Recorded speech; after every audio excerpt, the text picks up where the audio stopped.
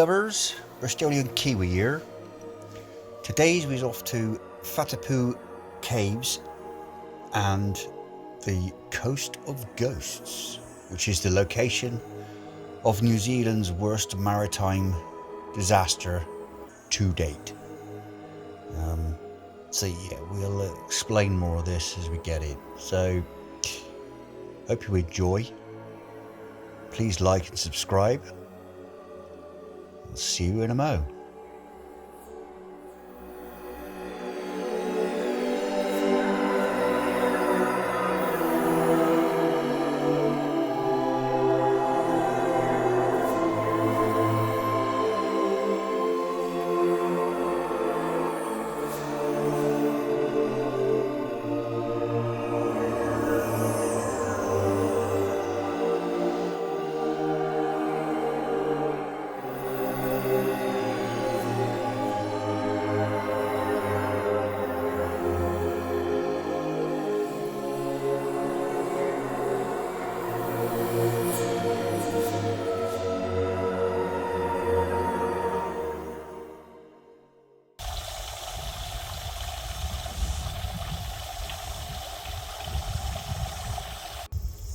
Alright, me lovers, Bristolian Kiwi here. Today, we've come all the way out west towards the end of the peninsula up along the coastline to Whatipu, which is a collection of caves, like I say, they've got all along here. One of the famous ones is called Cathedral Cave, which we'll eventually get to and has a bit of a history.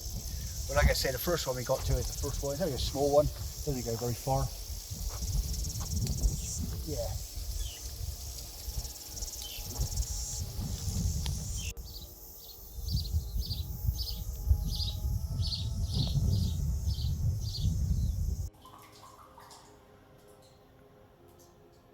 The main difference here on the west coast for us is in New Zealand we've got two types of sand. On the east coast we've got like the traditional nice sandy beaches, whereas here we've got black sand, which is made up of volcanic rock, so that's why it's black. That's why we've got two different types of sand here in New Zealand. Well then, this is the second cave we've come to, and I must point out to you, if you look up, you can see the volcanic rock in the stone above the cave here. So, it's quite unique for this area. We go further into the cave to explore the water that congregates inside the cave further on back.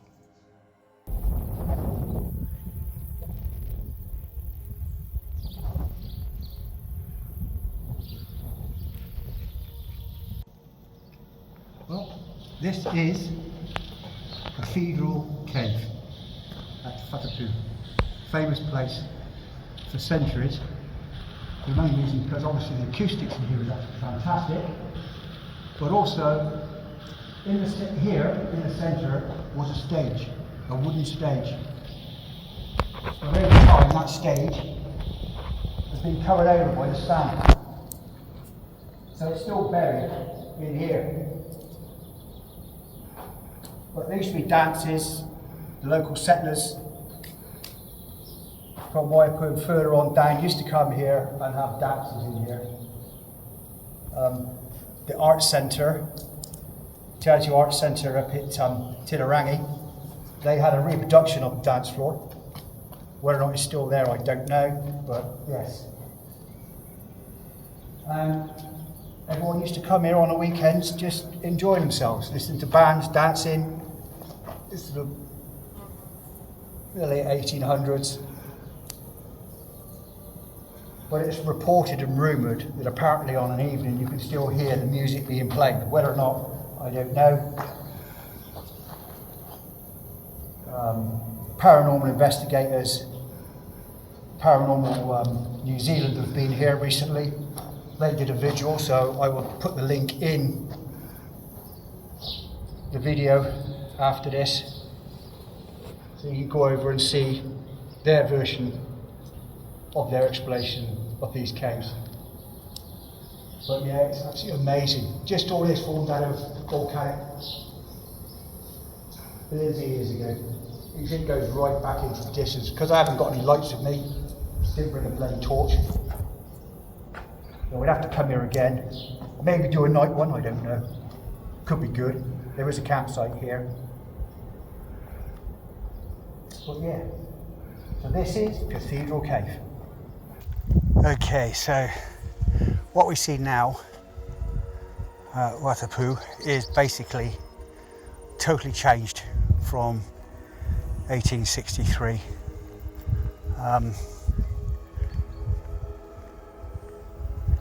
Walking along the edge towards a Cathedral Cave.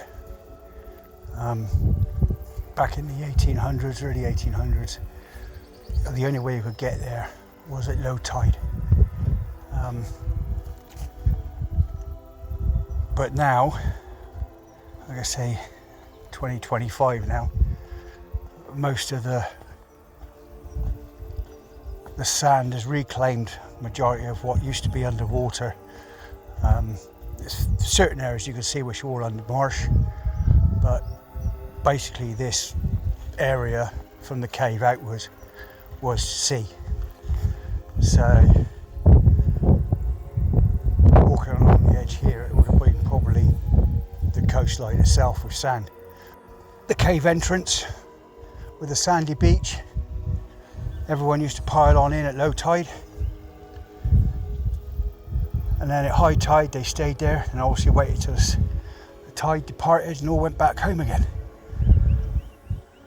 Where we are is the Coast of Ghosts. The reason it's called the Coast of Ghosts is because in 1863 a Royal Navy corvette ship called HMS Orpheus ran aground out on those sandbanks out there, which you can see the white horses on. As out of the 270 crew on the ship, 189 lost their lives, mainly young boys who were only from the age of 16 to 19. They were young, trainee Navy. And as basically over time they washed up on beaches, on the beach itself. So because we are so far away, the bodies are buried here on the beach. So there's a lot of buried here, plus there's also a few graves further on down the coast which we will visit. There's a few bodies we picked up down at Cornwallis, but over the few weeks after the incident happened, bodies were still washing up on the shore, so people, the actual dead, were buried here close to the shore's edge. That's 1863 HMS Orpheus. So basically it gives you a good idea size of the beach itself, but the main difference, the huge and main difference of this beach today is the sand. Down here, just below this ridge line, there's a huge sand bank forming, and basically the crew, or the bodies that washed up from the Orpheus, were further inland. This all used to be sea back in 1863. All this was underwater, and over the years the sand has drifted and formed this. So basically all out where that rock is out there in the distance, all the way along around this headland, which we'll go and see in a minute, was all underwater. So hopefully, looking at the map, I should be able to show you roughly, approximately anyway, where we buried the bodies, and it's nowhere near here. This was all underwater. But yeah. Right then, so basically back in the 1800s this was still underwater. This is still the coastline coming in. This has basically all been reclaimed since the sand has come back. So if my prediction's right, Cathedral Caves is, which I'll have a map later on to show you, and the coastline comes up. The sailors that were washed ashore dead, they're buried here somewhere, or even further closer on inland, because this, I say, was all sea at the time. And this sand is reclaiming more and more of the coastline up on this west coast. So yeah, in another 40 years time, and I expect I'll be able to walk straight out to those islands that we were earlier, not having to worry about high or low tide. So yes, those poor boys, if they are, they're all buried in here somewhere.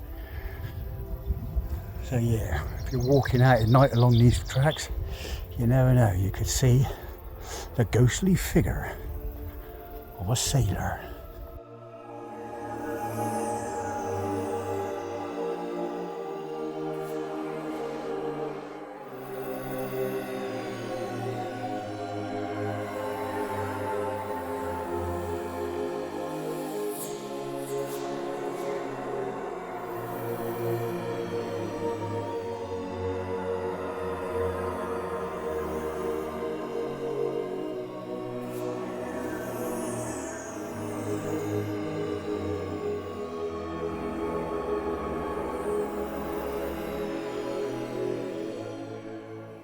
This is the remains of the main top and yard, main mast of HMS Orpheus.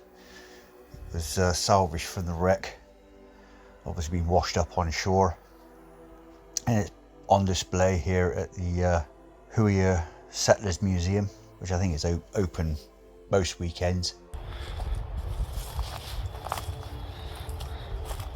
So this is Orpheus Cemetery, another cemetery in the bush of Whatipu.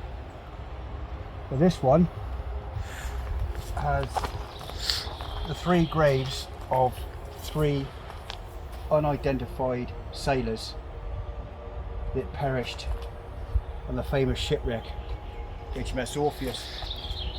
I'm not quite sure who John Gilgore is, but he's buried here and looked after. It's just the three sailors, unknown, no names, are buried here. It's a cemetery. And Cornwallis Bay is just over the other side of here. So they were brought from there and buried here, obviously washed up on the beach all those years ago.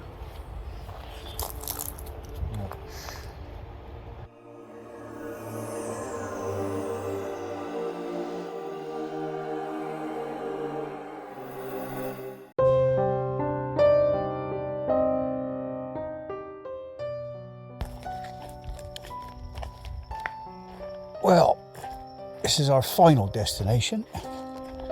We're heading to another grave that's in the bush, as they say. And this one is supposed to have, well, it has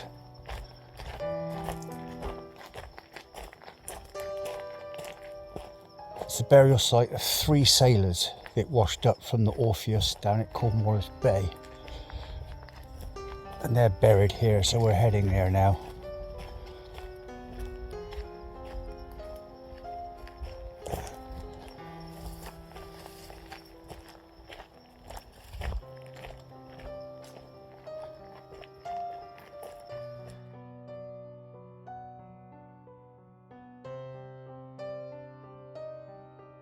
There it is.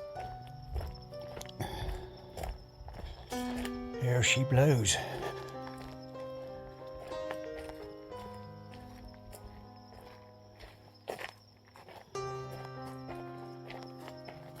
Whoa, look at that.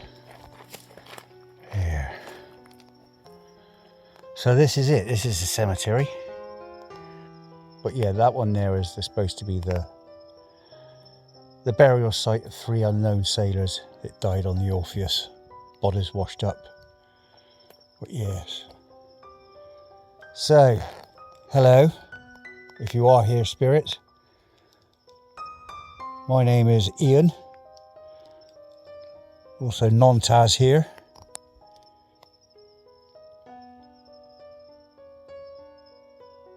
If you are with us, is there any chance you can show yourselves?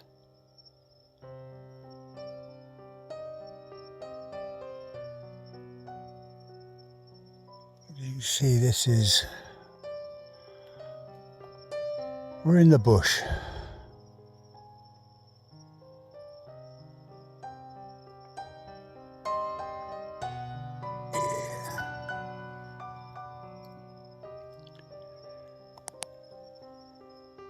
Anyway,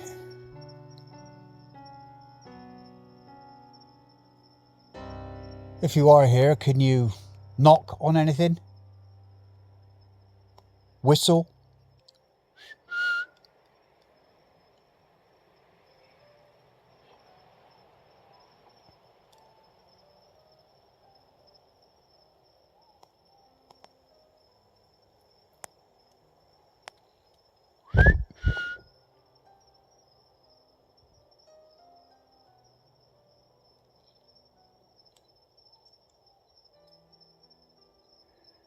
No response. Although the only thing here is our wildlife. Any possums?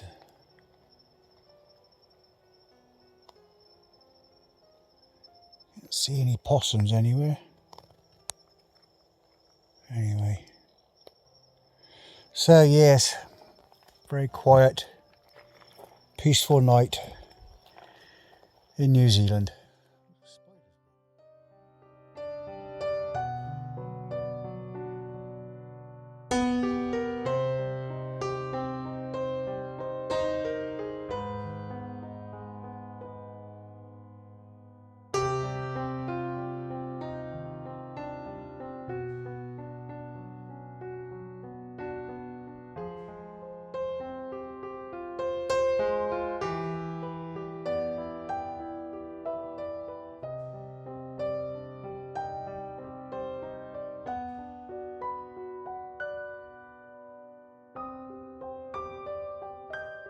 So,